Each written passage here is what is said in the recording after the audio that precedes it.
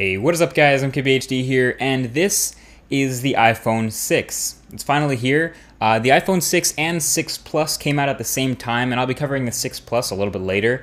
But I figured I would give you guys my first impressions, my first thoughts on this new iPhone form factor. I have a lot to say about the hardware. iOS 8 is also now on this guy, but I'm not going to do an unboxing. I'm pretty sure you've already seen what's in the box of the new iPhone, so let's just get straight into my thoughts on it. So if Apple was going for the world's most minimal smartphone packaging, I think they've nailed it here, although they totally could have just run out of printer ink or something.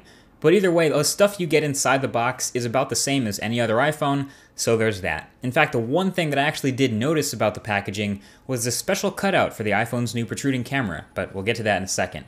So this is the iPhone 6, and it's probably going to look very familiar, from the 4.7-inch screen size, to the design, to the thinness and the button placement. And if you guys remember the video I did on the silver iPhone 6 dummy earlier this year, this new phone actually matches that dummy in a lot of ways, almost to a T, with the ports, the camera, the flash, and everything. Even the paint on the back around the antenna, which I didn't exactly think was legit, is exactly the same here. And this looks a little different on the different colored iPhones. I think it looks much more subtle on the space gray, but this happens to be the gold one, so the paint lines stick out a bit more. I hope to get another subdued look on a different color iPhone very soon. But my immediate impressions with feel in the hand is this phone, first of all, it's strikingly light, like really, really light, much lighter, and of course thinner than the iPhone 5S. It's actually only 129 grams, which is crazy light in the smartphone scale of things. And another crazy measurement is it's freaking thin. It's 6.9 millimeters thin. Now, here's the thing about the iPhone 6's thinness. All of this comes with the trade-off of, number one, a small battery again, and number two, the protruding camera lens out the back. It might not seem like a big deal at first, but you'll hear a lot of other people talking about this. Sticking out the back means the phone won't sit flat on a table anymore. It means the lens will be the first thing to scratch since it's sticking out the back. It's protruded, it's unprotected, and it's just unsightly. It doesn't look as good. I don't think I can possibly be the only one who would rather just have a slightly thicker iPhone 6 so that the camera doesn't stick out and the battery is bigger. But, you know, maybe iPhone 6S. Either way, the thing about this phone is the rounded edges remind me a lot of the HTC One M8 in that in adding all metal and rounding it around here, it makes it a lot slipperier compared to the predecessor. So basically the iPhone 5S, you had that flat edge that you could hold on to and manipulate the phone in your hand however you want. It was a lot easier. But with the iPhone 6 being rounded off, I feel like it's a lot easier to slip or fall or drop without a case. And it's funny because someone has actually already dropped their iPhone on day one. But that's another story. On the front of the iPhone 6 is the main story, which a lot of people are talking about. It's the big feature. It's a brand new 4.7-inch display. It's not the 5.5-inch of the iPhone 6 Plus, but it's a modest improvement here over the 5S. And it has this odd resolution. Apple calls it Retina HD, but that doesn't really matter. It's 1334 by 750. So in reality, just a little bit above 720p. So it's the same pixel density as the iPhone 5S, and it is a pretty nice looking display. It's very, very bright outdoors. It can get very, very dim indoors. It's basically what we'd come to expect from Apple and their integration.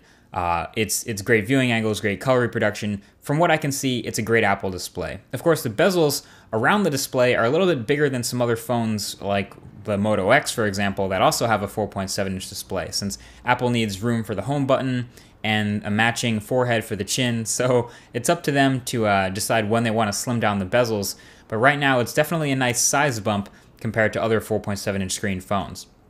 So iOS 8 seems to do just fine with this new resolution. In fact, I think iOS 8 is the first version of iOS to not stutter when I pull down into Spotlight search. That might be a minor thing for most people, but that always stuttered before iOS 8. So I was pretty happy about that on the iPhone 5S, and I'm pretty happy about that on the iPhone 6.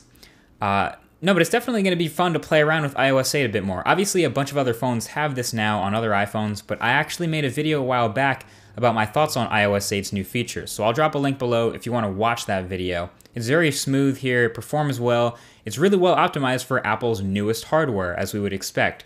But only time will tell using this phone for a bit more whether quirks will show up, or bugs need to be fixed, or ironed out, or squashed.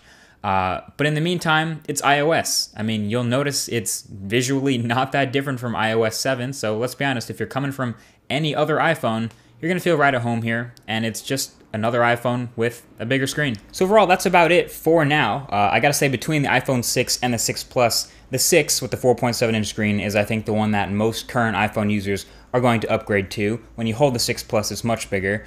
But I still have a bunch of other things to test for when I get to my full review. So the battery life, that's something we don't really know yet. The camera quality, I'm going to be testing a lot. And be sure to follow on Twitter and Instagram and Google+, where I'll be posting photos from the apparently very good iPhone 6 camera. So definitely follow for that. If you want to also see battery life updates, I'll be posting those as I use this as my daily driver as well. So a bunch more to come before the full video review of the new iPhone. But this is just my impressions for now. Thank you for watching, and I'll talk to you guys in the next one. Peace.